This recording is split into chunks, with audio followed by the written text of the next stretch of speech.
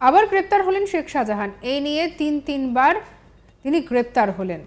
প্রথমে রাজ্য পুলিশ, তারপরে সিবিআই এর হাতে গ্রেপ্তার, আর এবার তাকে গ্রেপ্তার করলো কেন্দ্রীয় তদন্তকারী সংস্থা ইডি। তবে এই গ্রেপ্তারের বিষয়ে আর ঠিক কি জানা গিয়েছে সেটা এবার আপনাদেরকে বলি।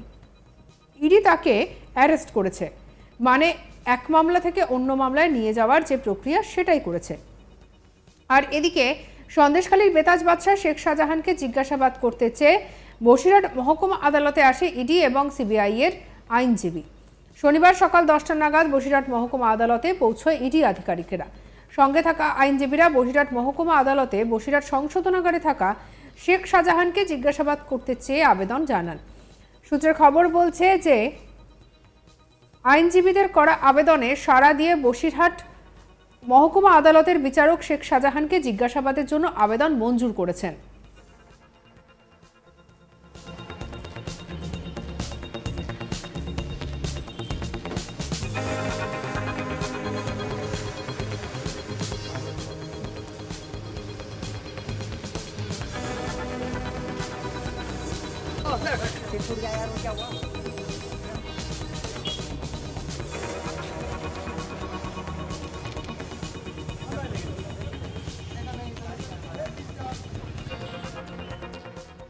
সূত্রের খবর, শাহজাহানের বাড়িতে ইডি আধিকারিকরা যখন তল্লাশি চালিয়েছিলেন সেই সময় উদ্ধার হওয়া কিছু সম্পত্তি সংক্রান্ত নথি উদ্ধার হয়।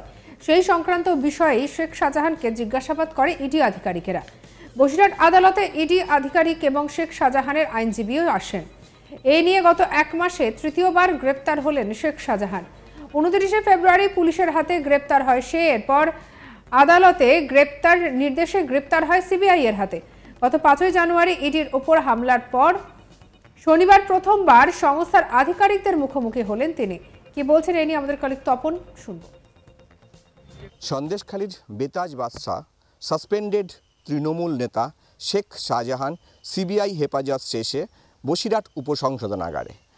এরপরেই তৎপরতা দেখা দিচ্ছে ইডি আধিকারিকদের। শনিবার সকাল 11টা নাগাদ ইডি আধিকারিকদের 3 সদস্যের একটি টিম তারা পৌঁছন বসিরহাট মহকুমা আদালতে। সেখানে তাদের সঙ্গে ছিলেন 2জন আইনজীবী, একজন ইডির এবং অপরজন সিবিআইয়ের। এই 2 আইনজীবী বসিরহাট মহকুমা আদালতের এসিজেএম এর এজলাসে তারা আবেদন জানান ইডি আধিকারিকরা শেখ শাহজাহানকে জমি সংক্রান্ত মামলায় জিজ্ঞাসাবাদ করতে চান বসিরহাট উপসংশোধনাগারে গিয়ে। শেখ শাহজাহানকে জিজ্ঞাসাবাদের যে অনুমতি সেটা ইডি আধিকারিকরা পেয়ে যান ঠিক দুপুর 12:30 নাগাদ। সেখান থেকে তারা 1:45 নাগাদ পৌঁছে যান বসিরহাট সংশোধনাগারে। সেখানে গিয়ে সংশোধনাগারের যে আধিকারিক আছে তাকে কাগজপত্র দেখানোর পর ইডি আধিকারিকরা বসিরহাট সংশোধনাগারের মধ্যেই জেরা শুরু করেন শেখ শাহজাহানকে এবং প্রায় 5 ঘন্টা ধরে চলে শেখ শাহজাহানকে বসিরহাট উপসংশোধনাগারের মধ্যেই জেরা। এবং এই জেরা প্রক্রিয়া চলার পর সন্ধ্যে 6টা নাগাদ ইডি আধিকারিকদের 3 সদস্যের যে প্রতিনিধি দল তারা ভিতরে গিয়েছিলেন, তারা বের হয়ে যান এবং বের হয়ে কলকাতার উদ্দেশ্যে রওনা হন।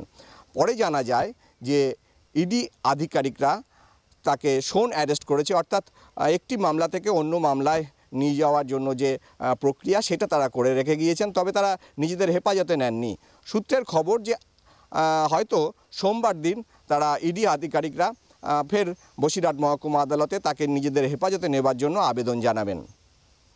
তবে বিষয়টি নিয়ে ইডি আধিকারিকরা চলে যাওয়ার পর শেখ শাহজাহানের যে আইনজীবীরা তারা বসিরহাট মহকুমা আদালতে যান এবং তাদের কাছে প্রয়োজনীয় যে নথিপত্র বা কাগজপত্র ইডি আধিকারিকরা যেটা গ্রেপ্তার করেছেন সেটা কিন্তু তাদের হাতে দেওয়া হয় বলে জানা গিয়েছে এবং তারাই জানান যে শেখ শাহজাহানকে শোন অ্যারেস্ট করা হয়েছে।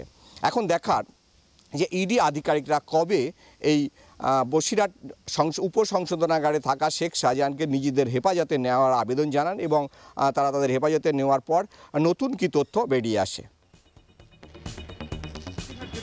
গত বৃহস্পতিবারই আমরা দেখেছি